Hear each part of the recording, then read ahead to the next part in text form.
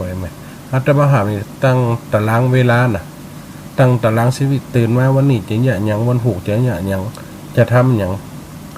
อาจจะตั้งเป้าตั้งหมายไว้มันบรรลุมันสำเร็จอย่างวันเนี่ยจริงๆตั้งเป้าไว้จะทำนั่นแต่กับนี้งานด่วนเข้ามาก็มาทำงานก่อนทำให้มันสำเร็จทำให้มันดีทุกอย่างสิ่งใดที่เป็นประโยชน์เขาก็ควรทำแก่สังคมแก่โลก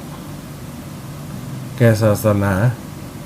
แก่ตัวเองแต่ครอบครัวญาติมิตรเพื่อนทั้งหลายทำสิ่งผลประโยชน์ไว้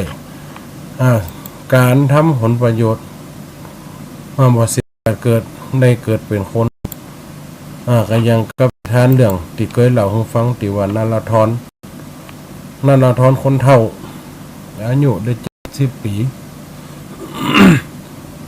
ย้ำเวลาหน้าแรงจะเอียดนี่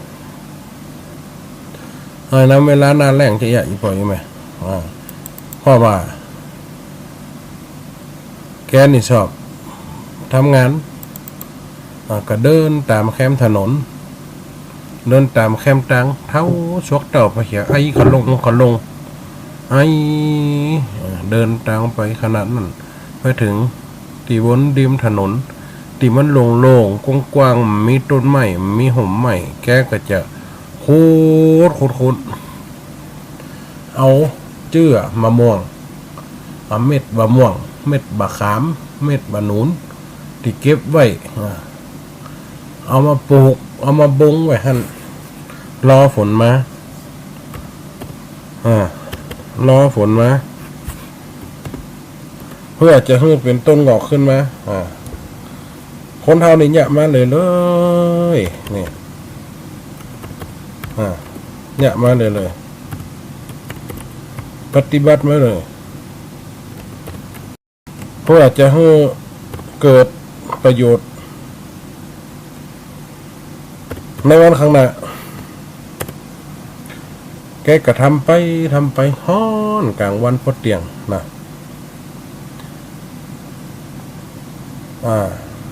กลางวันพอเตียงขนาดที่คุดท่านเหียไหลไข่ปังเหียไหลได้ย่อยคุดไปคุดมาเหียย่อยนางมันตะกะเจ็